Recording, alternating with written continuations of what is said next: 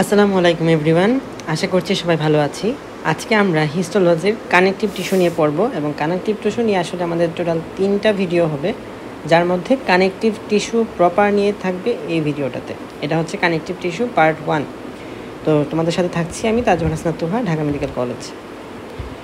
প্রথম কথা, আমরা টিস্যু পড়ছিলাম অ্যানিমেল টিস্যু 4 ধরনের: epithelial tissue, muscular tissue, connective tissue এবং নার্ভাস টিস্যু। এর মধ্যে আমরা এপিথেলিয়াল টিস্যু এবং মাসেল টিস্যু পড়েছি। এবার আমরা কানেকটিভ টিস্যু সম্পর্কে পড়ব। যখন একদম আলোচনাটা শুরু করছিলাম, টিস্যুর আলোচনা, সেখানে বলছিলাম এপিথেলিয়াল টিস্যুর ক্ষেত্রে তার সেল নাম্বারটা এক্সট্রা সেলুলার ম্যাট্রিক্স থেকে তুলনামূলকভাবে বেশি হয়। বাট কানেকটিভ টিস্যু হলো এমন একটা টিস্যু যেখানে এই যে এক্সট্রা সেলুলার ম্যাট্রিক্স আছে, এই ম্যাট্রিক্সটা কিন্তু তুলনামূলকভাবে সেলের পরিমাণ থেকে বেশি। তাহলে সেলের পরিমাণের চেয়ে যার ক্ষেত্রে ম্যাট্রিক্সের পরিমাণ বেশি থাকে সেটাকে আমরা বলবো কানেকটিভ টিস্যু। তাহলে কানেকটিভ টিস্যুর ডেফিনেশন, এটার মধ্যে আমরা যে জিনিসটা মেইনলি মেনশন করব সেটা হচ্ছে extracellular matrix ECM is greater than cell. Okay, fine. এছাড়া আর কি থাকতে পারে? Ground substance, protein fibre. তো আমরা জিনিসগুলো সম্পর্কে দেখব। এক্সট্রা সেলুলার ম্যাট্রিক্সের মধ্যে এই দুইটা জিনিস থাকে। তো ওকে, ফাইন। এটা আমরা জানগুলা থেকে একটা ছবি নিচ্ছি। এখানে কী কী আছে? ব্লাড ভেসেল আছে, এক্সট্রা সেলুলার ম্যাট্রিক্সের মধ্যে কী কী আছে, সেলগুলো কী কী থাকতে পারে এখানে মার্ক করা আছে। তো আমরা কানেকটিভ টিস্যুর মূল ক্লাসিফিকেশনটাতে যাই। কানেকটিভ টিস্যুকে আমরা প্রথমত দুই ভাগে ভাগ করলাম। একটা হলো অ্যাডাল্ট কানেকটিভ টিস্যু আর একটা embryonic connective tissue. Embryonic connective tissue মানে যেটা হচ্ছে আমাদের কানেকটিভ টিস্যুর অরিজিন, অর্থাৎ যেখান থেকে কানেকটিভ টিস্যুর যে সেলগুলো আছে সেই সেলগুলো অরিজিন হবে। তো এটা আমরা ভাগ করতে পারি মেসেনকাইম এবং মিউকয়েড টাইপের কানেকটিভ টিস্যুতে। তো এটা নিয়ে আমরা আলোচনা করব অধ্যায়ের লাস্টে। তার আগে আমরা অ্যাডাল্ট কানেকটিভ টিস্যুটা সম্পর্কে পড়ে ফেলি।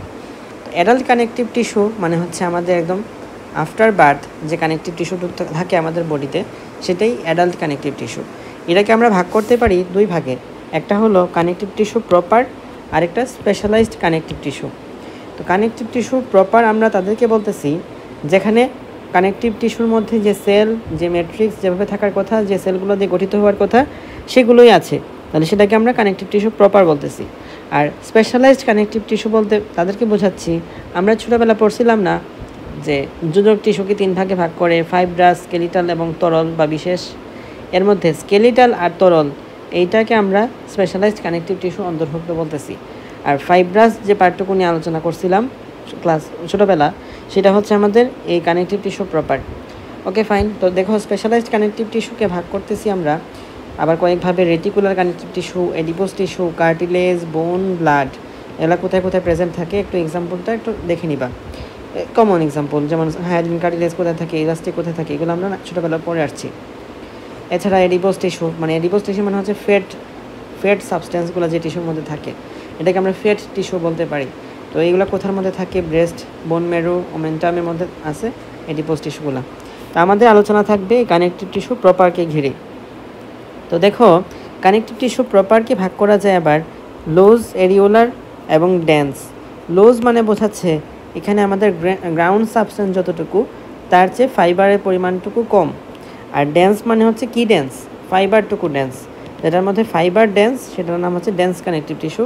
আর যেটার মধ্যে আমাদের গ্রাউন্ড সাবস্টেন্স এগুলো বেশি, ফাইবারের পরিমাণ কম, সেগুলো হচ্ছে লোজ কানেকটিভ টিস্যু। তো আমরা সেগুলো নিয়ে ডিটেলসে আলোচনা করব। এখানে জাস্ট একটু হেডিংটা দেখাই নিচ্ছি। তো ডেন্সকে আবার ভাগ করে নেওয়া হয় ইরেগুলার, রেগুলার এবং ইলাস্টিকের মধ্যে। ওকে, এগুলোর এক্সাম্পলটা একটু দেখে নিবে আমরা পরবর্তীতে। এই ফিগারটা আমরা আবারও দেখবো, এই ফ্লোচার্টটা। ওকে, ফাইন। তো আমাদের কানেকটিভ টিস্যুর মধ্যে আমরা দেখলাম যে দুইটা পার্ট, একটা হলো সেল আর একটা ম্যাট্রিক্স। এখন কোনটা বেশি থাকে? ম্যাট্রিক্সটা, এক্সট্রা সেলুলার ম্যাট্রিক্স। তো এখন সেলকে আমরা ভাগ করতে পারি দুই ভাগে, একটা ফিক্সড সেল আর একটা ট্রানজিয়েন্ট সেল বা ওয়ান্ডারিং সেল। অর্থাৎ যে সেলটুকু আমাদের আনডিফারেন্সিয়েটেড মেসেনকাইমাল সেল থেকে উৎপন্ন হয়ে দেন আমাদের যে স্পেসের মধ্যে, যে স্পটের মধ্যে কাজ করার কথা, ওই জায়গাটুকুর মধ্যেই সীমাবদ্ধ থাকে, ফিক্সড থাকে, পার্মানেন্ট সেল বলা যায় ওটাকে। তাহলে এই পার্মানেন্ট সেলগুলো হচ্ছে এইগুলা। ট্রানজিয়েন্ট সেল যারা হিমোপয়েটিক স্টেম সেল থেকে উৎপন্ন হয়ে দেন এভাবে ব্লাডের মধ্য দিয়ে এক জায়গা থেকে আরেক জায়গায় স্থানান্তরিত হতে পারে, পার্মানেন্ট না, রেসিডেন্ট না। তাদেরকে বলতেছি আমরা এখানে আমরা ট্রানজিয়েন্ট সেল বা ওয়ান্ডারিং সেল বলতেছি। তো ফিক্সড সেলকে কী নাম আছে? Fibroblast, fibrocyte, adipocyte or fat cell, pericyte, certain macrophage, pigment cell, mast cell. তো দেখো মাস্ট সেল এটাকে আমরা যদি সেলিম রাজার বই থেকে দেখি তাহলে সেলিম রাজার বই অনুসারে সেটা ট্রানজিয়েন্ট সেলের মধ্যে ঢুকাইছে, বাট আমি রস হিস্টোলজির রেফারেন্স অনুসারে এই মাস্ট সেলটাকে ফিক্সড সেলের মধ্যে অন্তর্ভুক্ত করলাম। রস হিস্টোলজি অনুযায়ী মাস্ট সেলটা ফিক্সড সেলের অংশ। তারপর হচ্ছে ম্যাক্রোফেজটাকেও সেলিম রাজাতে ট্রানজিয়েন্ট সেল বলছে, বাট রস হিস্টোলজিতে ফিক্সড সেল বলা হয়েছে। ওকে, আমি এখানে রস হিস্টোলজির রেফারেন্সটুকু নিছি। এখন আসো আমরা এখানে আলোচনা করব ব্লাস্ট, ফাইব্রোসাইট, এডিপোসাইট, তারপরে macrophage, pigment cell, mast cell, plasma cell. পেরিসাইটটুকু নিয়ে আমরা যখন ব্লাড ভাস্কুলার সিস্টেম পড়ব তখন এটা পড়া হবে। পেরিসাইটটুকু বিভিন্ন ভেনিউল এবং ক্যাপিলারির মধ্যে থাকে পেরিসাইট, এটা এক ধরনের আনডিফারেন্সিয়েটেড মেসেনকেমাল সেল। ওকে, পেরিসাইটটুকু নিয়ে আমরা ব্লাড ভাস্কুলার সিস্টেম আলোচনা করব। আর এইটাকে আমরা ব্লাড কার্ড, ফিজিওলজির ব্লাড কার্ডের মধ্যেই পড়ে ফেলি, তাই না? নিউট্রোফিল, ইসোনোফিল, বেসোফিল, মনোসাইট, খুব ইজি। এছাড়া আছে আমাদের প্লাজমা সেল। তো প্লাজমা সেল নিয়ে আলোচনা করব, তাহলে আমরা এই টপিকগুলোতে আলোচনা যাই। এছাড়া আছে এক্সট্রাসেলুলার ম্যাট্রিক্স। এই এক্সট্রাসেলুলার ম্যাট্রিক্সের মধ্যে আছে ground substance, proteoglycan, GAG, multihydroxy glycoprotein. তো এইগুলো নিয়েও আমরা আলোচনা করছি কোনো একটা জায়গায়। কোথায় আলোচনা করছি? বায়োকেমিস্ট্রিতে আলোচনা করি। বায়োকেমিস্ট্রির কার্বোহাইড্রেট আইটেম নিয়ে ভিডিওটুকু দেখে ফেললে গ্রাউন্ড সাবস্টেন্স নিয়ে আশা করি কোনো ধরনের প্রবলেম ফেস করতে হবে না। বাকি থাকলো ফাইবার। এই ফাইবারটুকু নিয়ে আলোচনা করব। তবে 3 ধরনের ফাইবারের মধ্যে আমাদের মোস্ট ইম্পর্টেন্ট হচ্ছে collagen. 90% of the fibres are collagen fibre, and আমাদের বডি ওয়েটের 30%ই হলো ড্রাই ওয়েটের 30%ই হলো কোলাজেন ফাইবার। তো আমরা এখানে মূলত কোলাজেন ফাইবারটাকে নিয়েই আলোচনা করব। ঠিক আছে, আমরা রোড ম্যাপটুকু বুঝলাম। এবার তাহলে আসি সেলগুলো সম্পর্কে জানার চেষ্টা করি। ফাইব্রোব্লাস্ট, ফাইব্রোসাইট, এর মধ্যে ব্লাস্ট আছে আর সাইট আছে। কোনটা তুলনামূলকভাবে বেশি ম্যাচিওর? বেশি ম্যাচিওর হলো ফাইব্রোসাইট, কিন্তু এটা হলো বেশি অ্যাক্টিভ। তাহলে মোর অ্যাক্টিভ বলতে পারি ফাইব্রোব্লাস্টকে, বাট মোর ম্যাচিওর হলো ফাইব্রোসাইট। অ্যান্ড ফাইব্রোব্লাস্ট বা ফাইব্রোসাইট এই আসলে কানেকটিভ টিস্যুর মেইন সেল। এটাকে আমি কানেকটিভ টিস্যুর মেইন সেল বলবো। বাকি যে সেলগুলো আছে এই সেলগুলো তো বিভিন্ন জায়গাতেই আছে, বিভিন্ন জায়গাতেই আছে। এগুলো আসলে কোনো ফিক্সড কিছু না যে এটা কানেকটিভ টিস্যুর মেইন সেল হওয়ার মতো, কিন্তু এটা দিয়ে আসলে আমাদের গঠিত। কেন গঠিত? কারণ আমরা যে ফাইবারের কথা বলি বা গ্রাউন্ড সাবস্টেন্সের কথা বলি, এই গ্রাউন্ড সাবস্টেন্স এবং ফাইবার এগুলা কিন্তু গঠিত হয় ফাইব্রোব্লাস্টের মাধ্যমেই। ওকে, আচ্ছা, এখানে আমরা দেখতেছি তাহলে স্ট্রাকচার। আমরা যেহেতু হিস্টোলজি নিয়ে পড়তেছি, সুতরাং এই প্রত্যেকটা যে সেলগুলো বলতেছি সেগুলোর স্ট্রাকচার পড়তে হবে, এবং এইটা কোথায় অবস্থিত, বডির মধ্যে কোথায় অবস্থিত, এবং থেকে কী লাভটা করতেছে, ফাংশনটা কী, এটা নিয়ে আমাদের আলোচনা থাকবে প্রত্যেকটা সেল সম্পর্কে। তো প্রথমে ফাইব্রোব্লাস্ট। এখানে দেখি আমরা সেলটা স্টিলেট শেপড বলা যেতে পারে। স্টিলেট শেপ মানে তারকা আকৃতির, অথবা অনিয়মিত আকৃতির ইলংগেটেড বলা যেতে পারে। ইলংগেটেড, ইরেগুলারলি শেপড সেল, এটাকে তুমি স্টিলেট শেপড সেলও বলতে পারো। ওকে, এবার টেপারিং ব্রাঞ্চড প্রসেস। ব্রাঞ্চগুলো এরকমভাবে টেপারিং থাকে মানে সূক্ষ্ম হয়ে যায় আর কি, খুব একটা বড় থাকে না, এরকম থাকে না, টেপারিং হয়ে যায়। তারপরে cytoplasm, more abundant and irregularly branched, অনেক বেশি অ্যাবান্ডেন্ট থাকে। ওকে, ইরেগুলারলি ব্রাঞ্চড থাকতে পারে।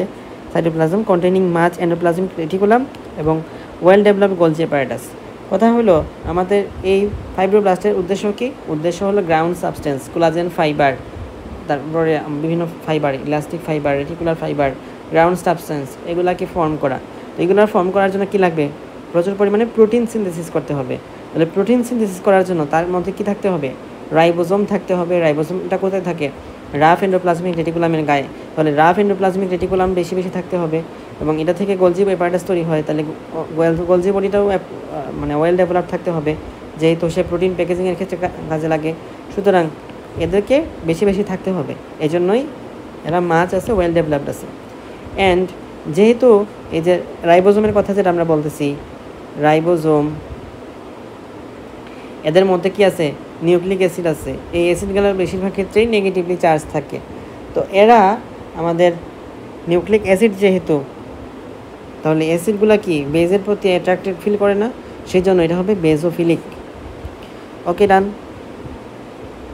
তাহলে Golgi apparatus rough endoplasmic reticulum কেন থাকে? প্রোটিন ফর্মেশন, প্রোটিন সিনথেসিসের জন্য বেশি বেশি দরকার।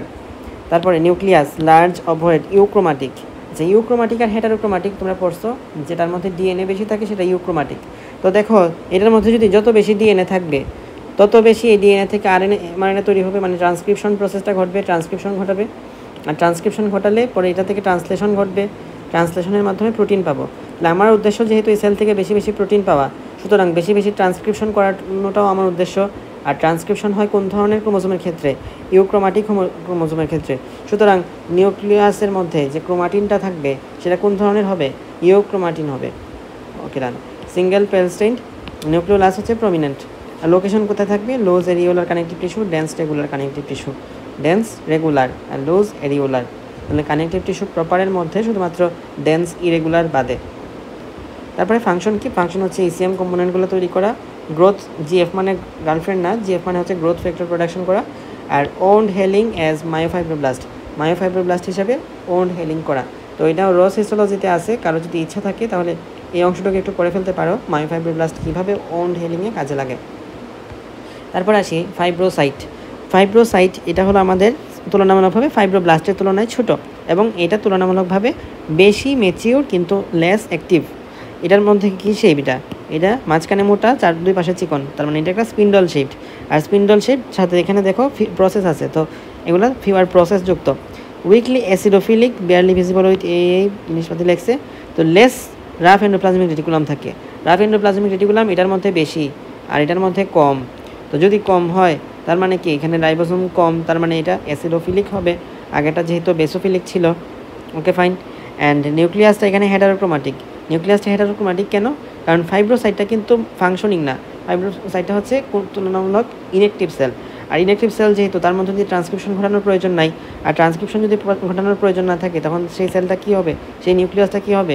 হেটারোক্রোমাটিনযুক্ত হবে। এই তারপর আসি আমরা এডিপোসাইটের ক্ষেত্রে। এডিপোসাইট মানে হচ্ছে একটা ফ্যাট সেল, এটাকে আমরা ফ্যাট সেল লিখতে পারি। তো ফ্যাট সেলগুলো আমাদের কোথায় পাওয়া যায়? এডিপোস টিস্যুর মধ্যে পাওয়া যায়। এখন হোয়াইট এডিপোস টিস্যু এবং ব্রাউন এডিপোস টিস্যু দুই ভাগে আমাদের এই ফ্যাট সেলগুলোকে ভাগ করা যায়। এর মধ্যে ভালো কোনটা খারাপ কোনটা? ভালো হলো brown adipose tissue. Okay fine.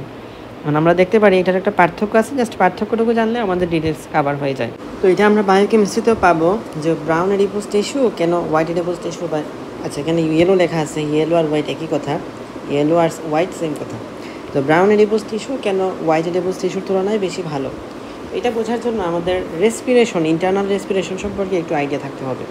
আমরা জানি যে আমাদের রেসপিরেশনের মধ্যে, অ্যারোবিক রেসপিরেশনের মধ্যে 4টা স্টেপ আছে: glycolysis, acetyl CoA, rape cycle, ETS. এই যে ইটিএসের রিয়াকশনগুলো আমরা ক্লাস 19-এ পড়ছি, 11-12-এ পড়ছি। ইটিএসের মধ্যে আমার কী থাকে? সাইটোক্রোম থাকে, সাইটোক্রোম কমপ্লেক্স থাকে, তাই না?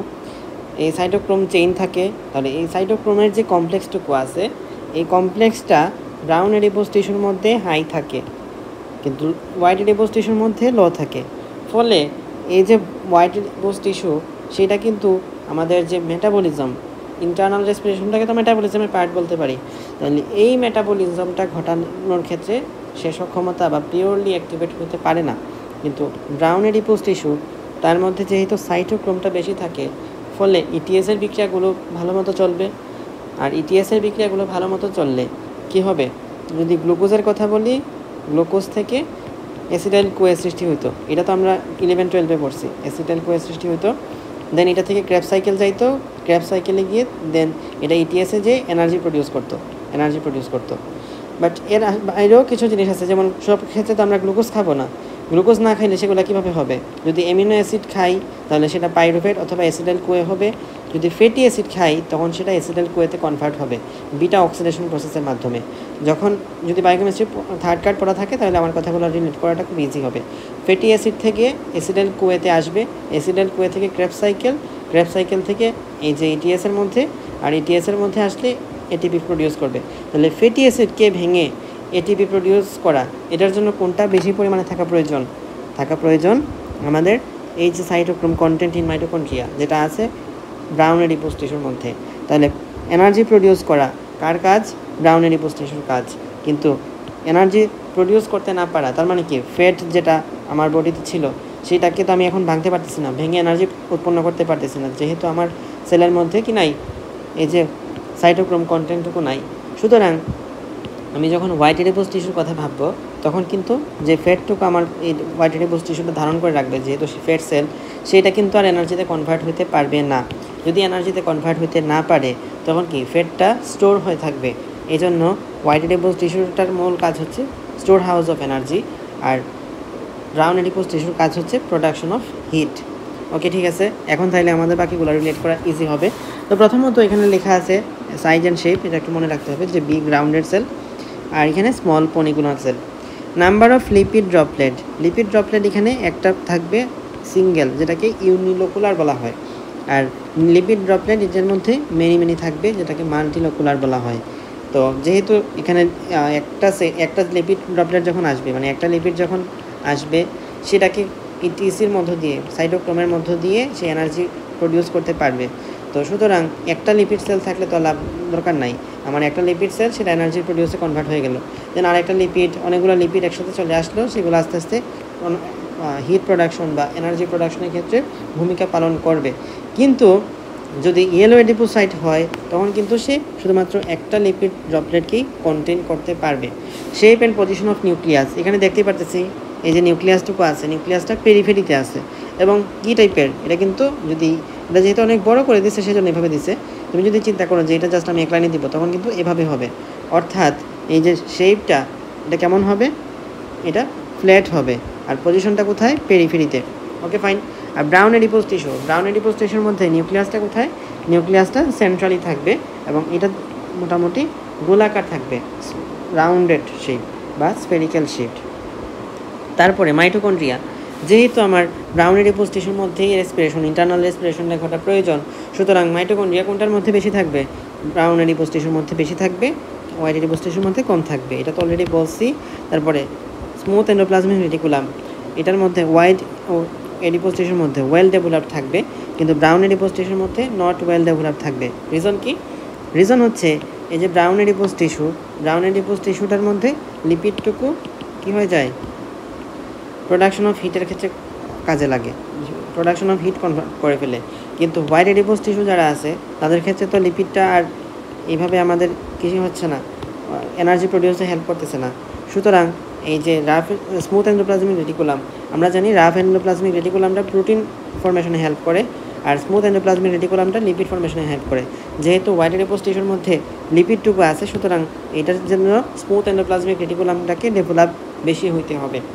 তারপরে ভাস্কুলারিটি, আমরা জানি যে রেসপিরেশনের জন্য কি লাগে, অক্সিজেন লাগে, আর অক্সিজেন থাকার জন্য অক্সিজেনটা কী দিয়ে আসে, অবশ্যই ব্লাড দিয়ে আসে। ব্লাডের থাকার জন্য কি লাগবে, ব্লাডটাকে ভাস্কুলার, মানে ব্লাড তো অবশ্যই ব্লাড ভেসেল দিয়ে আসা লাগবে। সুতরাং ব্লাড ভেসেল যদি বেশি থাকে সেটাকে বলা হয় ভাস্কুলার, হাইলি ভাস্কুলার থাকবে ব্রাউন এডিপোজ টিস্যুটা, লেস ভাস্কুলার থাকবে হোয়াইট এডিপোজ টিস্যুটা। ডিস্ট্রিবিউশন, এটা অ্যাডাল্টের ক্ষেত্রে পাওয়া যায় ওয়াইড স্প্রেড, আর ব্রাউন এডিপোজ টিস্যুটা তুলনামূলকভাবে কম থাকে, যার ক্ষেত্রে মনে রাখবা ব্রাউন এডিপোজ টিস্যু যত বেশি সে তত ভালো ডাইজেস্টিভ পাওয়ার তার মধ্যে আছে, অর্থাৎ সে কিন্তু বেশি খাইলেও মোটা হবে না। আর হোয়াইট এডিপোজ টিস্যু যার মধ্যে বেশি, সে দেখবা কম খাইলেও তার পেট অনেক বের হয়ে গেছে, অনেক মোটা হয়ে যাচ্ছে। তাহলে ব্রাউন এডিপোজ টিস্যুটা থাকা আমাদের জন্য বডির জন্য ভালো, হোয়াইট এডিপোজ টিস্যু থাকা আমাদের বডির জন্য খারাপ। এটা বায়োকেমিস্ট্রিতে আসে ব্যাখ্যাটা কেন। ওকে, তো আমরা দেখতেছিলাম সেলগুলো সম্পর্কে। তারপরে আসো পিগমেন্ট সেল। পিগমেন্ট সেল নাম জানি, যেহেতু পিগমেন্ট নামের মধ্যেই লেখা আছে, সুতরাং আমাদের বডির কোনো একটা কাজে লাগবে পিগমেন্ট, অর্থাৎ রঞ্জক পদার্থ হিসাবে। রং দেওয়ার ক্ষেত্রে আমাদের বডির মধ্যে রং দেওয়ার ক্ষেত্রে কী কাজ থাকতে পারে, রং দেওয়ার ক্ষেত্রে এখানে কাজ আছে, কী কাজ, মেলানিন। আমরা জানি যে আমাদের স্কিনের ক্ষেত্রে অন্যতম সবচেয়ে গুরুত্বপূর্ণ পিগমেন্ট কি, মেলানিন। যদি মেলানিন যার ক্ষেত্রে বেশি থাকে তার বডি তুলনামূলকভাবে ব্ল্যাক হয়, আর যার মেলানিনটা কম থাকে বডিটা তত হোয়াইটিশ হয়। তো ডিস্ট্রিবিউশন স্কিনের মধ্যে থাকবে, স্কিন থাকবে, আর এই যে মেনিনজাস পড়ছো হয়তো, মেনিনজাস আমাদের সেন্ট্রাল নার্ভাস সিস্টেমের যে কাভারিং, সেন্ট্রাল নার্ভাস সিস্টেমের কাভারিং মেনিনজাসের মধ্যে 3টা লেয়ার থাকে। তো ডুরা, পায়া, অ্যারাকনয়েড। তো এর মধ্যে পায়ামেটারের মধ্যে কি থাকে, পিগমেন্ট সেল থাকে, আর কোরয়েড কোট অফ আই। তো এটা কী কাজ করে, এই মেলানিনটা আমাদের সানের অসমিক রে থেকে বাঁচাতে সাহায্য করে। ওকে, ফাইন। তারপর আমরা দেখি মাস্ট সেল। মাস্ট সেল এই জিনিসটা সম্পর্কে হয়তো তোমাদের আইডিয়া কম, কারণ এইটার নাম কখনো শুনো নাই। মাস্ট সেলটা মনে রাখবা, অনেক ক্ষেত্রে আমাদের যে ব্লাড ভেসেল আছে, ব্লাড ভেসেলের মধ্যে ব্লাড যে কর্পাসল আছে, ব্লাড কর্পাসলের মধ্যে বেসোফিলের সাথে অনেক ক্ষেত্রেই মিলে যায়। আচ্ছা ঠিক আছে, আপাতত একটু বললাম। মাস্ট সেলকে আমরা দুই ভাগে ভাগ করতে পারি। একটা পেরিভাস্কুলার মাস্ট সেল, লোকেশনের উপরে বেস করে ভাগ করতেছি। একটা পেরিভাস্কুলার মাস্ট সেল আর একটা মিউকোসাল মাস্ট সেল। তো পেরিভাস্কুলার মাস্ট সেল বলতেছি যেটা হচ্ছে ভাস্কুলার মানে কি ব্লাড ভেসেল, এর চারপাশে থাকে, যেমন near small blood vessel in skin, mesentery, brain and axillary lymph node. আর mucosal mast cell connective tissue that lines digestive and respiratory tract. Okay, এটা থাকে ডাইজেস্টিভ আর রেসপিরেটরি ট্র্যাক্টের মধ্যে, এটা লাংয়ের মধ্যে মিলে থাকে। আর এটার মধ্যে আমাদের স্কিনের মধ্যে, মেসেন্টারির মধ্যে থাকে। Okay fine. যদি ইন্টেস্টাইন জিজ্ঞেস করে কোনটা দিব, ইন্টেস্টাইন জিজ্ঞেস করলে মিউকোসাল মাস্ট সেলই দিব। ওকে, তো পেরিভাস্কুলার মাস্ট সেলের মধ্যে এটাকে প্রকাশ করা হয় এমসিটিসি দ্বারা। এমসি মানে মাস্ট সেল আর টিসি মানে চিপটেজ এবং কাইমেজ। এই চিপটেজ এবং কাইমেজ এই গ্রানিউলগুলো কন্টেইন করে দেখে এটার নাম এমসিটিসি হয়েছে। টিসি চিপটেজ কাইমেজ, আর এমসিটি কেন হয়েছে, চিপটেজ আছে দেখি এটার মধ্যে। ফাইন। তো আমরা এই সেলটার স্ট্রাকচারটা দেখি। এই হচ্ছে আমাদের সেলের স্ট্রাকচার। কেমন দেখতে, ডিম্বাকার দেখতে না? তাহলে ওভাল শেপ বলা যায়, এবং প্রজেকশন থাকে, প্রজেকশন থাকতে পারে। এটা হচ্ছে ফিলোপোডিয়া বলা হয় প্রজেকশনটার নাম। Okay fine. তারপরে আমরা দেখলাম সাইজ হচ্ছে এই লার্জেস্ট কানেকটিভ টিস্যু সেল। তাহলে লার্জেস্ট কানেকটিভ টিস্যু সেল কোনটা, এসবিএতে আসলে আনসার কোনটা হবে, আনসার হবে mast cell. Okay fine. Diameter দেওয়া আছে, দেখলে না দেখলে নাই। নিউক্লিয়াসটা স্মল, রাউন্ড, সেন্ট্রালি প্লেসড। তাহলে রাউন্ড দেখতে পারতেছি এবং সেন্ট্রালি প্লেসড সেটাও দেখতে পারতেছি, খুবই ভালো। Cytoplasm is filled with basophilic secretory granules. দেখো এখানে গ্রানিউলসগুলো দেওয়া আছে সারাটার মধ্যে ছিটানো। এই গ্রানিউলসগুলোর নাম দিছে মেটাক্রোমাটিক গ্রানিউলস। কেন বলতেছে, কারণ এটার সাথে আমি যে ডাইটা মিশাবো, ডাই মানে রঞ্জক পদার্থ, সেই ডাইটার কালার সে চেঞ্জ করে ফেলতে পারে, এই জন্য মেটাক্রোমাটিক গ্রানিউলস বলতেছে এটাকে। ওকে ফাইন। আর এই সেলের যে প্লাজমা মেমব্রেনটুকু আছে, প্লাজমা মেমব্রেন, এটার মধ্যে আইজিই এই অ্যান্টিবডির জন্য যে রিসেপ্টর থাকা প্রয়োজন, সেই রিসেপ্টরটা এটার মধ্যে আছে। তো এই রিসেপ্টরের নাম হলো এফসি এপসাইলন আর আই। এটা হচ্ছে আমাদের এই আইজিই এর জন্য সারফেস রিসেপ্টর। ওকে ফাইন, খুবই ভালো। এখন কন্টেন্টস রিলিজড ফ্রম সিক্রেটরি গ্রানিউলস। এখানে যে সিক্রেটরি গ্রানিউলসগুলো আছে সাইটোপ্লাজমের মধ্যে, এই সিক্রেটরি গ্রানিউলস থেকে কী কী কন্টেন্ট রিলিজ হতে পারে।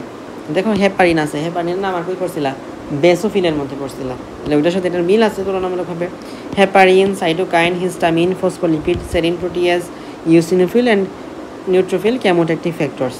তো অ্যাজ ইউজুয়াল এগুলো আমরা প্রথমবার পড়তেছি না, অনেক জায়গাতেই পড়ছি। হেপারিনটা অ্যান্টিকোয়াগুলেন্ট হিসেবে কাজ করে, সাইটোকাইন্সটা লিউকোসাইটকে ডিরেকশন প্রদান করে, হিস্টামিনটা ভাস্কুলার পারমিয়াবিলিটি বাড়ায়, ফসফোলিপিড ইনফ্লামেশনের মিডিয়েটর হিসেবে কাজ করে, সেরিন প্রোটিয়াসও same, eosinophil, neutrophil chemotactic factors, অর্থাৎ ক্যামোটেক্সিস ঘটায়, তার মানে অ্যাট্রাক্ট করে কারে, এই ইউসিনোফিল নিউট্রোফিলের মধ্যেই অ্যাট্রাক্ট করে। তো আমরা দেখতে পাচ্ছি এখানে সব কিছু যা বলতেছি বেশিরভাগ ক্ষেত্রে মাস্ট সেলের সাথে কার কথা মিলে যায়, মাস্ট সেলের সাথে বেসোফিলের কথা মিলে যায়। তাহলে বেসোফিলের সাথে এর মূল ডিফারেন্সটা কোথায়, বেসোফিলের সাথে এর মূল ডিফারেন্সটা হলো বেসোফিলটা আসে হেমোপয়েটিক স্টেম সেল থেকে, আর মাস্ট সেলটা কই আসে, মাস্ট সেলটা কোন জায়গা থেকে উৎপন্ন, দেখে আসি আমরা। মাস্ট সেল কিন্তু আমাদের এই ফিক্সড সেলের অংশ, আর বেসোফিলটা কিসের অংশ, ট্রানজিয়েন্ট সেলের অংশ। তাহলে এদের অরিজিন থেকে এদের মূলত মেইন ডিফারেন্সটা দেখা যায়। ওকে, দেন আসি আমরা তাহলে ম্যাক্রোফেজ আমরা জানি এর আরেকটা নাম, এটা হচ্ছে মোনোসাইট থেকে অরিজিন হয়, অ্যান্ড এটার আরেকটা নাম হচ্ছে হিস্টোসাইট। Okay fine. অ্যান্ড এটার আমরা স্ট্রাকচারটা দেখবো, এটা হচ্ছে স্ট্রাকচার। ওকে, স্ট্রাকচারটা এটা 10 থেকে 30 মাইক্রোমিটার দেওয়া আছে, দেখলে না দেখলে নাই। স্ট্রাকচার মূল শেপটা কেমন, শেপটা হচ্ছে ইরেগুলার, এক এক সময় এক এক রকম থাকে। অ্যান্ড সাইটোপ্লাজমটা এখানে কী দ্বারা পূর্ণ, লাইসোজোম দ্বারা পূর্ণ। এখানে তুমি নিউক্লিয়াসের সাথে লাইসোজোমটাও এঁকে দিতে পারো, যদিও লাইসোজোমটা আসলে ওইভাবে দেখা যায় না, কারণ আমরা এখানে মাইক্রোস্কোপে যা দেখতেছি ওইটাই মূলত মেইনলি আঁকে থাকি। তো এটার যে সাইটোপ্লাজম সেটা হলো অ্যাসিডোফিলিক সাইটোপ্লাজম। আচ্ছা, গলজি কমপ্লেক্স থাকে, প্রমিনেন্ট আর থাকে। ওকে ফাইন। আর এখানে যে নিউক্লিয়াসটুকু আছে, নিউক্লিয়াসটি হলো ওভাল অর কিডনি শেপড। আর এটার মধ্যে যে কমপ্লেক্সটা থাকে, একটা প্রোটিন থাকে, প্রোটিনটার নাম হচ্ছে মেজর হিস্টো কম্প্যাটিবিলিটি কমপ্লেক্স 2। এটা আমরা ইন্টারমিডিয়েট লেভেলেও পড়ছি। তো এটার ফ্যাক্টরটা কাজ কি? এইটা এই যে মেজর হিস্টো কম্প্যাটিবিলিটি কমপ্লেক্স 2, এইটা হেল্পার যে সেল আছে, হেল্পার ডাব্লিউবিসির মধ্যে হেল্পার CD4 প্লাস, এই যে হেল্পার সেলটা আছে, এই হেল্পার সেলটাকে যদি কখনো অ্যান্টিজেন আসে, তখন এই প্রোটিনটা হেল্পার সেলটাকে অ্যাক্টিভেট করে দেয়। তখন ম্যাক্রোফেজের মতো যা করার সেটা করে। তো যেহেতু এই যে আমাদের মেজর হিস্টোকম্প্যাটিবিলিটি কমপ্লেক্সটা এই হেল্পার টি সেলটাকে অ্যাক্টিভ করে দেয়, আর হেল্পার টি সেলটা পরবর্তীতে যাবতীয় কাজ ঘটানোর ক্ষেত্রে ভূমিকা রাখে, সুতরাং ম্যাক্রোফেজের মধ্যে থাকা এই প্রোটিনটা এখানে অ্যান্টিজেনকে প্রেজেন্ট করে নিয়ে যাচ্ছে, যার ফলে বাকি সেলগুলো অ্যাক্টিভেট হচ্ছে। সুতরাং আমরা বলতে পারি যে অ্যান্টিজেন প্রেজেন্টিং সেল হিসেবে কাজ করে আমাদের ম্যাক্রোফেজটা। তো ম্যাক্রোফেজ বিভিন্ন জায়গায় গেলে বিভিন্ন নাম হয়, এগুলো আমরা অনেক আগে থেকে দেখছি। লিভারের কাফার সেল, লিম্ফ নোডের স্প্লিনের জন্য ডেনড্রাইটিক সেল, ব্লাড সার্কুলেশনের জন্য মনোসাইট, লাং এলভিউলোতে ডাস্ট সেল, এটাকে অ্যালভিউলার ম্যাক্রোফেজও বলা হয় কোনো কোনো বইয়ে। সম্ভবত জানকুইরা বা রস যে কোনো একটার মধ্যে অ্যালভিউলার ম্যাক্রোফেজ কথাটাও আছে, যেটা আমরা ছোটোবেলাতে পড়তাম। আর ডাস্ট সেলটাও আছে। Central nervous system, microglial cell, epidermis of cell, oral mucosa, foreskin, female genitalia, এটা ফিমেল চিহ্নিত বোঝাইছি। তো female genitalia, Langerhans cell থাকে, বোনের মধ্যে অস্টিওক্লাস্ট, আর প্যাথোলজিক্যাল কন্ডিশনে থাকলে মাল্টিনিউক্লিয়ার জায়ান্ট সেল। প্লাসেন্টার একটা দেওয়া আছে হাফ বাওয়ার সেল, এটা কী বলে, রেফারেন্স হচ্ছে রস হিস্টোলজি। ফাংশন ফেগোসাইটোসিস। ওকে, আমরা জানি সবাই আমাদের এই ম্যাক্রোফেজ তার মহান দায়িত্ব হচ্ছে ফেগোসাইটোসিস করা। দেন আমরা এবার প্লাজমা সেলের মধ্যে। তো প্লাজমা সেলের নামটাও আমরা শুনছি কলেজ লেভেলে, জানতাম যে টি সেলটা আছে তিন ধরনের, টি সেল, বি সেল এবং এনকে সেল, অর্থাৎ লিম্ফোসাইট সেলটা তিন ধরনের। এর মধ্যে বি লিম্ফোসাইটটার কাজ হচ্ছে অ্যান্টিবডি তৈরি করা, বাট অ্যান্টিবডি ফর্ম করার আগে সে একটা সেল তৈরি করে যার নাম প্লাজমা সেল। তাহলে প্লাজমা সেলের অরিজিন কোথায়? B lymphocyte. প্লাজমা সেলের ফাংশন কি? Antibody production. লাইফ স্প্যান হচ্ছে 10 থেকে 30 ডে। এটা সেলিম রাজা বইয়ের মধ্যে 10 থেকে 20 ডে দেওয়া, বাট রস হিস্টোলজি অনুযায়ী 10 থেকে 30 ডে দেওয়া। আমি ওইটাই রস হিস্টোলজি থেকে নিয়েছি। এখন স্ট্রাকচার হচ্ছে এখানে লার্জ থাকে, এইটা লার্জ একটা সেল দেখতে পারতেছি, এবং এটা কি ডিম্বাকার শেপের। তাহলে অভয়েড অ্যান্ড সাইটোপ্লাজম এখানে বেসোফিলিক, যেহেতু রাপিনোপ্লাজমিক রেটিকুলাম বেশি, বলছে প্যারাডাস বেশি। নিউক্লিয়াসটা দেখো, এখানে নিউক্লিয়াস এটা যদি একটা ঘড়ির মাঝখান সেন্টার হয়, এই দেখো 12 দিকে মনে হচ্ছে একটা ক্লকের মতো কাজ করতেছে, তাই না? একটা ক্লকের মতো কাজ করতেছে, আবার সাইকেলের চাকার মতো কাজ করতেছে। এটা হচ্ছে স্পোক, সাইকেলের চাকার স্পোকগুলা। তাহলে দেখো সাইকেলের চাকার স্পোক, অথবা এটা আমাদের কিসের মতো কাজ করতে পারে? কার্ট হুইল মানে সাইকেলের চাকার স্পোকটা। আর ক্লক ফেস, অর্থাৎ ক্লকের মতো ফেস করতে পারে। তো এগুলো জিনিসটা কি? এখানে যেটা কালারফুল দেখতে পারতেছি এই বিন্দু যেগুলো, সেটা হচ্ছে হেটারোক্রোমাটিন। আর যেটা আমরা কালার দেখতে পারতেছি না, যেটা হচ্ছে একদম সাদা হয়ে আছে, সেটা হলো ইউক্রোমাটিন। তাহলে হেটারোক্রোমাটিন এবং ইউক্রোমাটিনের পারস্পরিক অবস্থানটা থাকে এইভাবে। ওকে ফাইন, শেষ। তারপর হলো ডিস্ট্রিবিউশন। লেমিনার প্রক্রিয়া of the gastrointestinal tract, respiratory tract, lymphoid organ. এছাড়াও আরও অনেক জায়গাতে থাকে। অ্যাকচুয়ালি এটা যেহেতু প্লাজমা সেল এবং তার কাজ হচ্ছে অ্যান্টিবডি ফর্ম করা, আমাদের বডির যেসব জায়গায় অ্যান্টিবডি ফর্ম করাটা অনেক গুরুত্বপূর্ণ কাজ, সেসব জায়গার মধ্যেই প্লাজমা সেলটা থাকে। তো পরীক্ষার জন্য এটা খুবই গুরুত্বপূর্ণ, কারণ এত সেল আসলে ডিস্ট্রিবিউট করে ওইভাবে ডিটেলস আসে না অনেক ক্ষেত্রেই। জেনারেল হিস্টোলজি থেকে এমনিতেই কোয়েশ্চেন কম আসে,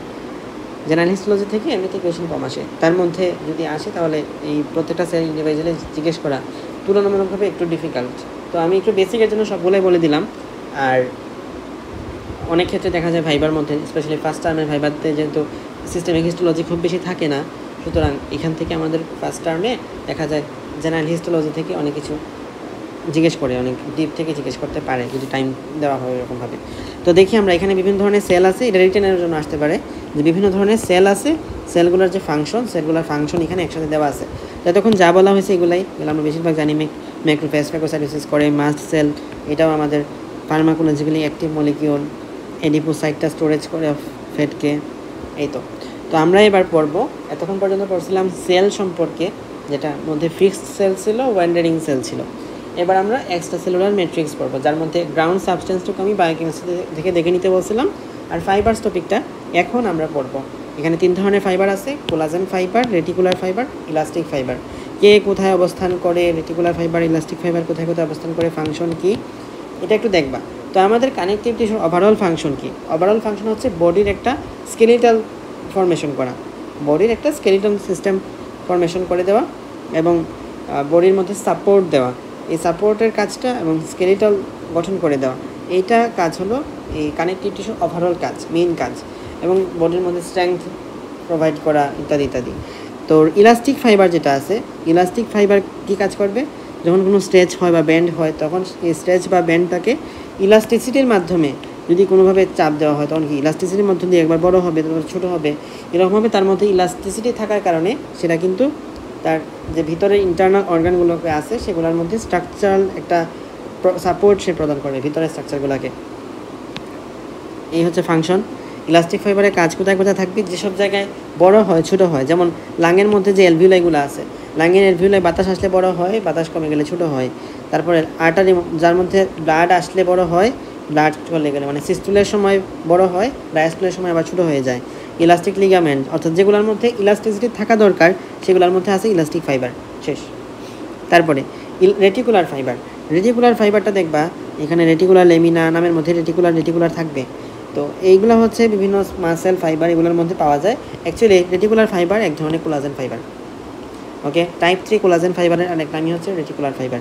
তো এটা বিভিন্ন স্ট্রাকচারাল সাপোর্ট দেয় ইত্যাদি ইত্যাদি, ক্যাপিলারিকে হেল্প করে, স্ট্রং দেয়। দেন আসো কোলাজেন ফাইবার, এটাই হচ্ছে আমাদের মেইন ফাইবার এবং এটা ডিস্ট্রিবিউশন দেখো সব জায়গাতেই, আল্লাহর দুনিয়ার সব জায়গাতেই আছে। এবং এগুলো কোনটা, এখানে আসে 28 ধরনের কোলাজেন ফাইবার আছে, যার মধ্যে আমরা কয়েক ধরনের কোলাজেন ফাইবার পড়বো এবং সেগুলো কোথায় কোথায় অবস্থিত, তার ফাংশন কি সেটাও দেখব। এখানে কোলাজেন ফাইবার, রেটিকুলার ফাইবার এবং ইলাস্টিক ফাইবার দেওয়া আছে। তার মধ্যে বলে রাখা ভালো যে কোলাজেন ফাইবার থেকে পরবর্তীতে কার্টিলেজ যেটা ফর্ম হয় সেই কার্টিলেজের নাম হায়ালিন কার্টিলেজ, আর ইলাস্টিক ফাইবার দিয়ে যেটা হয় তার নাম ইলাস্টিক কার্টিলেজ। তাহলে কোলাজেন ফাইবার কালার কেমন হবে? হায়ালিন, হায়ালিন মানে কি? স্বচ্ছ, মানে হোয়াইট, তাহলে হোয়াইট কালার হবে। ইলাস্টিক ফাইবার এটা আরেক নাম জানতাম আমরা যে পিত তরুণাস্থি, তাই না? তাহলে এটা হলো পিত বা ইয়েলো কালার। দেন অ্যাপিয়ারেন্স আন্ডার মাইক্রোস্কোপ, এটা হলো পিঙ্ক কালার হয়, এটা ব্ল্যাক হয়, আর এটা হচ্ছে ডার্ক ব্লু হয়। তো এটা রসেও আছে, ভালো করে একটু দেখো। দেন তারপর হচ্ছে প্রোটিন, এখানে টাইপ 1 প্রোটিন মেনে থাকে, যদিও বা এটার মধ্যে 28টা ভেরিয়েন্ট আছে। আর রেটিকুলার ফাইবারটা হচ্ছে টাইপ 3 কোলাজেন ফাইবার, আগেও বলছিলাম টাইপ 3 কোলাজেন ফাইবার, এটা ইলাস্টিন ফাইবার নিয়ে গঠিত। ওকে, সেল অফ সিনথেসিস, তো আমরা কোলাজেন ফাইবারের বায়োসিনথেসিসটা আমাদের বইয়ের মধ্যে আছে, কিন্তু পরীক্ষায় ওই রকমভাবে আসে না বা জিজ্ঞাসা করা হয় না। সেই জন্য আমি আজকের ভিডিওতে এই কোলাজেন ফাইবারের বায়োসিনথেসিস সম্পর্কে আলোচনা করব না, তবে স্ট্রাকচার নিয়ে আলোচনা করব। তো ফাইব্রোব্লাস্ট তিনটাই ফাইব্রোব্লাস্ট থেকে আসে। দেন স্ট্রাকচার যখন আমরা আলোচনা করব তখনই দেখে নিতে পারবো। ফাইবার, এটা দেখতে পারো যে ফাইবারটা এখানে থিন থাকবে ইলাস্টিক ফাইবারগুলোর ক্ষেত্রে, এটাও থিন, কিন্তু কোলাজেন ফাইবারটা ঠিক থাকবে। তো এরপরে কনসিস্টেন্সি, এটা সফট, বাকি দুইটা হার্ড। ফ্লেক্সিবিলিটি, দুইটা ফ্লেক্সিবল, একটা ভালো ফ্লেক্সিবল আর দুইটা হচ্ছে স্লাইড ফ্লেক্সিবল। ইলাস্টিসিটি, একদিকেরটা ইনইলাস্টিক, দুই দিকেরটা ইলাস্টিক। মনে রাখবা যে এটা একটা সিরিয়ালি সাজানো আছে, কোলাজেন, রেটিকুলার, ইলাস্টিক।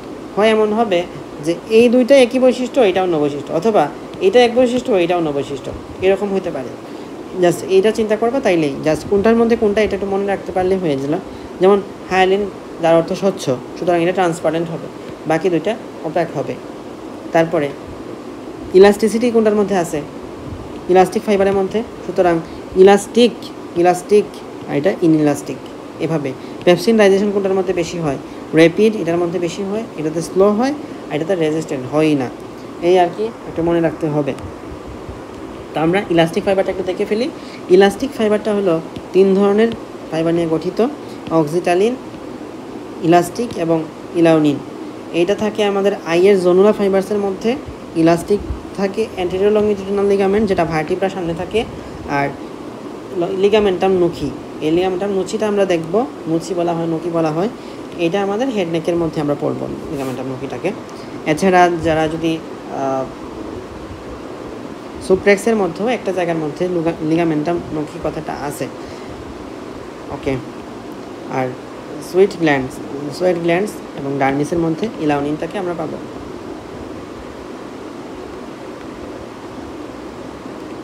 দেন তারপরে আসি আমরা কোলাজেন ফাইবার। এটার কথা অলরেডি বলছি, 28টা টাইপের হতে পারে সেটাও বলছি। কোলাজেন ফাইবারকে আমরা ভাগ করতে পারি তাদের আলফা চেইনের উপর বেস করে 3 ভাগে। তো 3 ভাগটা অ্যাকচুয়ালি করা হয়েছে জানকুইরা অনুসারে, তবে রস অনুসারে আরও 3 বা 4 টাইপের আছে, মানে ধরো সব মিলিয়ে 6 বা 7 টাইপের ভাগ আছে। আমি যেহেতু বেশিরভাগ ক্ষেত্রে জানকুইরা টিচাররা বেশি ফলো করেন, সেজন্য জানকুইরাটাকে আমি এখানে প্রাধান্য দিয়ে জানকুইরাটা নিয়ে আসছি। তো জানকুইরা অনুসারে কোলাজেন ফাইবারকে 3 ভাগে ভাগ করা যায়। একটা ফাইব্রিলার কোলাজেন, একটা নেটওয়ার্ক বা শিট ফর্মিং কোলাজেন, আর একটা লিঙ্কিং অর অ্যাঙ্করিং কোলাজেন। তো এখানে ফাইব্রিলার কোলাজেনের এক্সাম্পল হচ্ছে 1 2 3, নেটওয়ার্কের এক্সাম্পল 4, আর লিঙ্কিংয়ের এক্সাম্পল 7 9 12 14। তো বলতেই পারো বাকিগুলো কই গেল? 1 2 3 আছে, 4 আছে, 5 6 কই? ওই যে বলছিলাম রসের মধ্যে আরও কয়েকটা আছে, ওইগুলোকে জানকুইরাতে ইনক্লুড করে নাই। সেলিম রেজাতেও যেহেতু জানকুইরা থেকে একদম ডিরেক্ট রেফারেন্স টানে, সুতরাং সেলিম রেজাতেও অ্যাড করে নাই। অ্যান্ড টিচাররা আসলে এই 3 ভাগে অনেক ক্ষেত্রে পড়ায় ফেলেন, তো এই জন্য আমি এখানে আনি নাই। এখন ফাইব্রিলার কোলাজেন যেটা আছে, ফাইব্রিলার কোলাজেনটা কোলাজেন ফাইবার ফর্ম করার ক্ষেত্রে মেইনলি ভূমিকা রাখে। তো collagen fibres often densely fill the connective tissue forming structures such as tendon, organ capsule and dermis. Tendon তো বুঝি আমরা, যেটা আমাদের যে কোনো মাসেলের শেষ পার্ট, অর্গান ক্যাপসুল অর্থাৎ অর্গানে কোনো কাভারিং, আর ডার্মিস মানে স্কিন। তো এই হচ্ছে কথাবার্তা। ফাইব্রিলার কোলাজেনসটা কোথায় পাওয়া যায়? Then network or sheet forming collagen, এটা কোথায় থাকে? লেমিনার মধ্যে থাকে। সব ধরনের lamina, external lamina, basal lamina, লেমিনার মধ্যে থাকে এবং এটা এপিথেলিয়াল সেল দ্বারা প্রডিউস হয়েছে। এটা নেটওয়ার্ক বা শিট ফর্ম করে রাখে। আর লিঙ্কিং অর অ্যাঙ্করিং কোলাজেন, এটা হচ্ছে বিভিন্ন টাইপের আছে। এই লিঙ্কিং কোলাজেন দিয়ে কী করা যায়? ফাইব্রিলার কোলাজেনকে একটার সাথে আরেকটা কানেক্ট করা যায়। এই হচ্ছে আমাদের আরেক টাইপের কোলাজেন। তাহলে কোলাজেন ফাইবারগুলো পড়া হলো। দেন কোলাজেনের তো বলতেছিলাম 28টা টাইপ আছে, এর মধ্যে আমাদের 1 2 3 4 এই 4টা টাইপের কোথায় কে প্রেজেন্ট থাকে ডিস্ট্রিবিউশনটা সহ করতে হবে। তো এটা যথেষ্ট পরিমাণে প্যারা। মনে রাখবা 4 যেটা আছে 4, এটা হলো বেসমেন্ট মেমব্রেনে প্রেজেন্ট থাকে। বেসমেন্ট মেমব্রেন, টিচার যখন ভাইভাতে জিজ্ঞেস করে বেসমেন্ট মেমব্রেন বললে টিচাররা হ্যাপি হয়ে যাবেন। এই বেসমেন্ট মেমব্রেন। তো বেসমেন্ট মেমব্রেনের নিচে কি আছে? বেসমেন্ট মেমব্রেনের নিচেই থাকে কি? লেমিনা প্রক্রিয়া।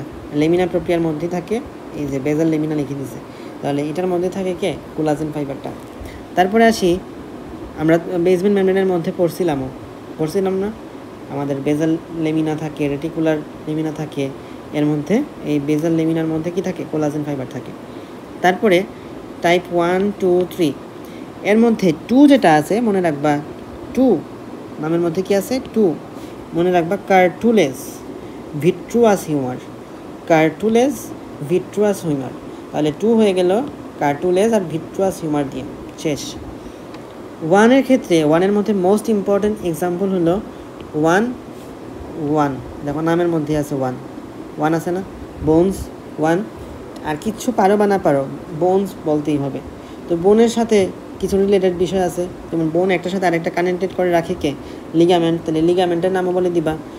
এরপরে এগুলা কী দ্বারা উপরের দিকে থাকে, আবৃত থাকে? ফাসা। লিগামেন্টের যমজ ভাই হলো টেন্ডন, তাহলে টেন্ডন, লিগামেন্ট, ফাসা বললা। এর আশেপাশে কি থাকে? ফাসার উপরে কি থাকে? স্কিন থাকে। এছাড়া বোনসের আশেপাশে কি থাকে? অর্গান থাকে। তাহলে অর্গান, লিগামেন্ট, টেন্ডন, স্কিন, ফাসা, অনেক কিছু বলা হয়ে গেছে। তাহলে টাইপ 1-এর মধ্যে অনেক কিছু পড়বে। আর আমরা অ্যাকচুয়ালি টিপিক্যাল কোলাজেন বলতে যেটাকে বোঝাই, এটা হলো টাইপ 1 কোলাজেনটাই। টাইপ 1 2 4 পড়া হয়েছে, টাইপ 3টা দেখো। টাইপ 3 থেকে মোস্ট ইম্পর্টেন্ট যেটা, সেটা হচ্ছে রেটিকুলার ফাইবার। রেটিকুলার ফাইবারটা ফর্ম হয় কী দিয়ে? কোলাজেন টাইপ 1 দিয়ে। ওকে ফাইন। আর বাকি থাকে কি? Skin, muscle, blood vessel. দেখো আমি যেটা মনে রাখতাম যেভাবে, মাসেলের মধ্যে 3 type, skeletal, smooth and cardiac, এই জন্য এটা কোলাজেন টাইপ 3। ব্লাড ভেসেলের মধ্যে 3 টাইপ, আর্টারি, ভেইন, ক্যাপিলারি। এছাড়াও আর্টারির মধ্যে আবার 3টা layer, tunica, externa, media, intima. তাহলে ব্লাড ভেসেলের মধ্যেও 3, কোলাজেন 3 হবে। আর স্কিনটা আলাদা করে মনে রাখতাম যে কোলাজেন 3, কারণ স্কিন তো আগের মধ্যেও আছে, এটার মধ্যেও আছে, এই জন্য আর কি। কারণ 1 আর 3 তো একসাথে কাজ করে, তাহলে স্কিন যেহেতু এটার মধ্যে আছে তাহলে এটার মধ্যেও থাকবে। এইভাবে আর কি মনে রাখার চেষ্টা করতাম। তাই 1 2 3 গেল, 4 গেল, এই 4টাই মূলত পরীক্ষায় জিজ্ঞেস করে। এছাড়া 5-এর জন্য যেহেতু 5 মনে রাখা ইজি, F ফর 5 আর F for fetal tissue. Fetal টিস্যুর সাথে প্লাসেন্টা তো ইনক্লুডেড, তাহলে ফিটাল টিস্যু এবং প্লাসেন্টার মধ্যে দেখা যায় টাইপ 5। এই আর কি কথাবার্তা। এখন কোলাজেন টিস্যুর স্ট্রাকচারটা একটু আমরা দেখে ফেলতে পারি। কোলাজেন অ্যাকচুয়ালি গঠিত হয় অনেকগুলো ফাইব্রিল মিলে। এই ফাইব্রিল ভাঙলে পাওয়া যায় ট্রোপোকোলাজেন, মাইক্রোফাইব্রিলকে। ট্রোপোকোলাজেন এবং মাইক্রোফাইব্রিল মিলে তৈরি হয় ফাইব্রিল। এখন এই ট্রোপোকোলাজেন আসলে একটা ট্রিপল হেলিক্স স্ট্রাকচার, এবং সেটা গঠিত হয় 3টা আলফা চেইন দিয়ে। তো এটা হচ্ছে একটা আলফা চেইন। এই আলফা চেইনের মধ্যে দেখো অনেকগুলো অ্যামিনো অ্যাসিড আছে। এই আলফা চেইনটা কীভাবে গঠিত হয়েছে? পরপর এই যে এরকমভাবে একটা চেইন, যার মধ্যে মাঝখানে 2টা গ্যাপ রেখে পরপর 3টা গ্লাইসিন, তারপর গ্লাইসিন, এরপরে আবার গ্লাইসিন, অর্থাৎ মাঝখানে 2টা ফাঁকা রেখে এরপরে পরেরটা হচ্ছে গ্লাইসিন। এইভাবে গ্লাইসিন, মাঝখানে যে 2টা অ্যামিনো অ্যাসিড আছে সেগুলোর মধ্যে প্রোলিন, হাইড্রক্সিপ্রোলিন আর হাইড্রক্সিলাইসিন, এই অ্যামিনো অ্যাসিডগুলো বসবে, এবং গ্লাইসিন, এটার মধ্যেও আবার সেম এগুলোই বসবে, এটার মধ্যেও আবার সেম এগুলোই বসবে। এইভাবে মিলে গঠিত হয় আমাদের একটা আলফা চেইন। 3টা আলফা চেইন মিলে গঠিত হয় ট্রোপোকোলাজেন থেকে গঠিত হয় ফাইব্রিল, আর ফাইব্রিল থেকে গঠিত হয় কোলাজেন ফাইবার। এই হচ্ছে আমাদের কথাবার্তা। তো কোলাজেনোপ্যাথিস এটা আমাদের ডিএমসির মুস্তফা কামাল স্যারের বইয়ের মধ্যে থেকে তোলা। ডিফেক্ট ইন টাইপ 1, যেটা থেকে তৈরি হয় অস্টিওজেনেসিস ইমপারফেক্টা, অর্থাৎ অস্টিওজেনেসিস কথার অর্থ হচ্ছে বোন ফরমেশন। আমরা জানি যে টাইপ 1-এর মধ্যে কি আছে? বোন আছে। তাহলে বোন ফরমেশনে ঝামেলা হবে কোনটা যদি ডিফেক্ট থাকে? কোলাজেন। টাইপ 1-এ যদি ডিফেক্ট থাকে দেন বোন ফরমেশনে ঝামেলা হবে, অস্টিওজেনেসিস ইমপারফেক্টা।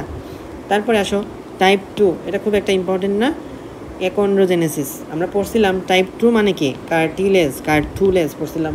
তাহলে কার্টুলেজ, এই কার্টিলেজটা এটার যে মূল সেল, কার্টিলেজের মূল সেলের নাম হচ্ছে কন্ড্রোসাইট, অথবা এর ইমেচিউর ফর্মটার নাম হচ্ছে কন্ড্রোপ্লাস্ট। এগুলো আমরা 19-এ পড়ছি। তো এই কন্ড্রোসাইটের মধ্যে কোনো ডিফেক্ট, টাইপ 2-এর মধ্যে যদি ডিফেক্ট থাকে তার মানে কি? কন্ড্রোসাইটের মধ্যে ডিফেক্ট থাকবে। তাহলে এই যে ডিজিজটা থাকবে সেটার নাম কি হবে? একন্ড্রোজেনেসিস। অর্থাৎ কন্ড্রোজেনেসিস কথার অর্থ হলো কার্টিলেজ ফরমেশনটা হবে না, এটার নামই হচ্ছে একন্ড্রোজেনেসিস যদি টাইপ 2-এর মধ্যে ডিফেক্ট থাকে। টাইপ 3 লাস্টে আছে কি? লাস্টে আছে ই। এই ফর মনে রাখতাম, এহলার-ডানলস সিনড্রোম। ওকে, এহলার-ডানলস সিনড্রোম। আমরা পড়ছিলাম যে এটার মধ্যে ব্লাড ভেসেল আছে, তাহলে ব্লাড ভেসেল, এই রাপচার ব্লাড ভেসেল হবে, এই আর কি। তারপর টাইপ 4 থেকে এলফোর্ড সিনড্রোম হতে পারে। এই 4টা একটু মনে রাখতে পারি আমরা, যদি পরীক্ষা এখনো আসেনি বা আমি কাউকে জিজ্ঞেস করতেও কোনো শুনি নাই।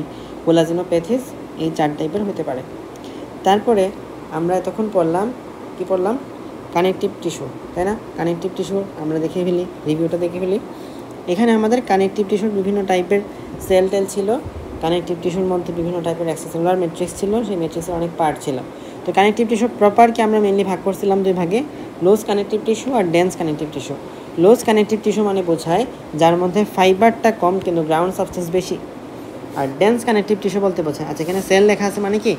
এই ফাইবার আর গ্রাউন্ড সাবস্টেন্স 2টা মিলাই কিন্তু এক্সট্রাসেলুলার ম্যাট্রিক্স। তাহলে extracellular matrix is greater than cell, তার ফলে সে কানেকটিভ টিস্যু। আর কানেকটিভ টিস্যু প্রপার কেন? কারণ ফাইবার, এই যে এক্সট্রাসেলুলার ম্যাট্রিক্সটা আছে, এই ম্যাট্রিক্সের মধ্যে ফাইবারের তুলনায় গ্রাউন্ড সাবস্টেন্সটা বেশি, তাই।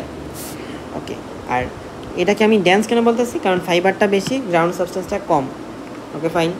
এখন ডেন্স কানেকটিভ টিস্যুকে আবার 2 ভাগে ভাগ করা যায়, একটা ইরেগুলার আর একটা রেগুলার। যদি এই যে আমাদের ফাইবারগুলো র্যান্ডমলি ওরিয়েন্টেড থাকে, তখন সেটাকে আমরা বলবো ডেন্স ইরেগুলার কানেকটিভ টিস্যু, আর যদি একদম রেগুলারলি অ্যারেঞ্জ থাকে তখন সেটাকে আমরা বলবো ডেন্স রেগুলার কানেকটিভ টিস্যু। এক্সাম্পলগুলো তো আমরা দেখছি বিভিন্ন জায়গায়, আগেও ছিল, এটার মধ্যে এক্সাম্পলগুলো ভালো করে দেওয়া আছে। ওকে, লোজগুলো থাকে লেমিনো প্রক্রিয়ায়, এটা হচ্ছে সবচেয়ে ভালো এক্সাম্পল। এছাড়া mucous membrane of reproductive and urinary system, তারপর ব্লাড ভেসেলগুলোর মধ্যে থাকে, স্কিনের হাইপোডার্মিসে থাকে, মেসেন্টারিতে আছে।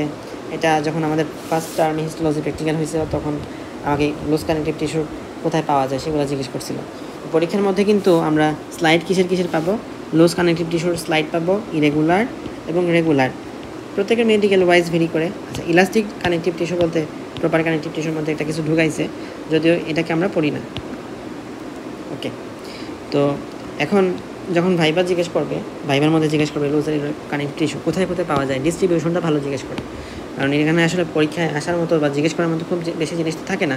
লুজ কানেকটিভ টিস্যু বলতে কী বুঝো আর ডেন্স কানেকটিভ টিস্যু বলতে কী বুঝো, এরপরে তো আর কোয়েশ্চেন নেই। কোয়েশ্চেন হচ্ছে এই ডিস্ট্রিবিউশনটা করে একটু পড়ে নিতে হবে।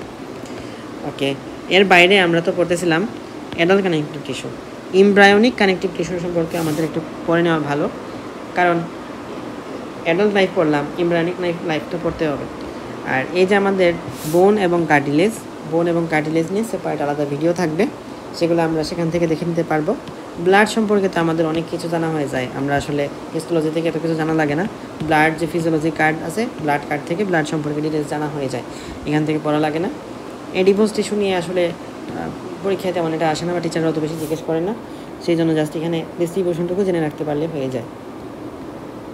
ওকে, মেসেনকাইম এটার নাম হয়তো শুনছো, এটা হলো এমব্রায়োনিক কানেকটিভ টিস্যু, যেটা থেকে আমাদের পরবর্তীতে বিভিন্ন সেল তৈরি হতে পারে। তো মেসেনকাইম থেকে কী কী সেল হতে পারে? কন্ড্রোব্লাস্ট, যেটা কার্টিলেজের ইমেচিউর সেল, যেখান থেকে কন্ড্রোসাইট হবে। অস্টিওব্লাস্ট, যেটা বোনের ইমেচিউর সেল, যেখান থেকে অস্টিওসাইট হবে। হিমোসাইটোব্লাস্ট, যেটা ব্লাড সেলের ইমেচিউর সেল, সেখান থেকে ব্লাড সেল হবে। ফাইব্রোব্লাস্ট থেকে ফাইব্রোসাইট হবে। এডিপোব্লাস্ট থেকে এডিপোসাইট হবে। মায়োব্লাস্ট থেকে মাসেল ফাইবার হবে। অর্থাৎ এগুলো কিন্তু কানেকটিভ টিস্যু, বাট এটা কিন্তু মাসেল টিস্যু। ওকে, তাহলে মেসেনকাইম থেকে কানেকটিভ টিস্যু ফর্ম হতেছে, মাসেল টিস্যু ফর্ম হতেছে। আচ্ছা, তো এখানে আমাদের মেসেনকাইমের সেলের টাইপ শেপ জিজ্ঞেস করছে, স্পিন্ডল শেপড। ওকে, স্পিন্ডল শেপ হতে পারে বা স্টিলের শেপও হতে পারে। স্টিলের শেপ কথাটা আছে সম্ভবত জানকুইরা অথবা রসে, সম্ভবত জানকুইরাতে। আচ্ছা, তো এখানে আর খুব একটা বলার মতো তেমন কোনো জিনিস নাই মেসেনকাইমা থেকে। ওকে, আর মিউকয়েড কানেকটিভ টিস্যু অথবা মিউকাস কানেকটিভ টিস্যু, এটা কোথায় পাওয়া যায়? আম্বিলিক্যাল কর্ডের মধ্যে পাওয়া যায়। আম্বিলিক্যাল কর্ডের মধ্যে পাওয়া যায়।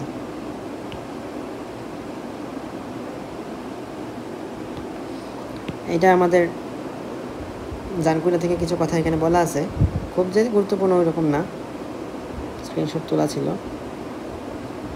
তো মিউকয়েড বা মিউকাস কানেকটিভ টিস্যু কোথায় পাওয়া যায়? Umbilical cord. আম্বিলিক্যাল কর্ডের মধ্যে যে ম্যাট্রিক্সটা থাকে সেটার নাম হলো, এটা হচ্ছে জেলাটিন লাইক ম্যাট্রিক্স, সেটাকে বলা হয় হোয়াটন জেলি।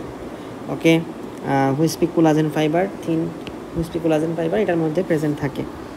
আর হোয়াটন জেলি এখান থেকেও তেমন কিছু বলার মতো নাই। সেম জিনিস হায়ালুরোনিয়াম দ্বারা মিউকয়েড টিস্যু ইজ জেলাটিনাস। আইয়ের যে ভিট্রিয়াস হিউমার এবং টিতের মধ্যে যে পাল্প কেভিটি আছে, এটার মতোই এই মিউকয়েড টিস্যুটা আসলে হয়ে থাকে। এটার মতোই এই টিস্যুটা আইয়ের ভিট্রিয়াস হিউমার এবং টিতের পাল্প কেভিটির মতো দেখতে, প্রায় সিমিলার বলছে, সিমিলার টু দ্য টিস্যু। ওকে, এতটুকু পর্যন্তই ছিল আমাদের কানেকটিভ টিস্যুর প্রপারের ভিডিও। কানেকটিভ টিস্যুর প্রপার থেকে আমরা এই পার্টটুকু আলোচনা করছি, এটা নিয়ে আলোচনা করছি। অ্যান্ড বাকি থাকলো বোন অ্যান্ড কার্টিলেজ, যেটা নিয়ে আমাদের সেপারেট ভিডিও হবে, এবং সেপারেটলি আসলে এগুলো পরীক্ষায় ভালো মতোই জিজ্ঞেস করে, যেহেতু বোন এবং কার্টিলেজ আমাদের খুবই নেসেসারি পার্ট। স্পেশালি বোন যখন আমাদের ভাইভাতে জিজ্ঞেস করে, তখন এখান থেকে প্রায় সময় হিস্টোলজিতে চলে যাইতে পারে। এই হচ্ছে আমাদের কথাবার্তা। আশা করছি ভিডিওগুলো তোমাদের উপকৃত করছে। তোমাদের যে মেডিকেলের নিজ নিজ ব্যাচ গ্রুপ আছে, ব্যাচ গ্রুপগুলোর মধ্যে এই ভিডিওগুলো সার্কুলেট করে দিও, তাহলে সবার উপকার হবে। আসসালামু আলাইকুম সবাইকে।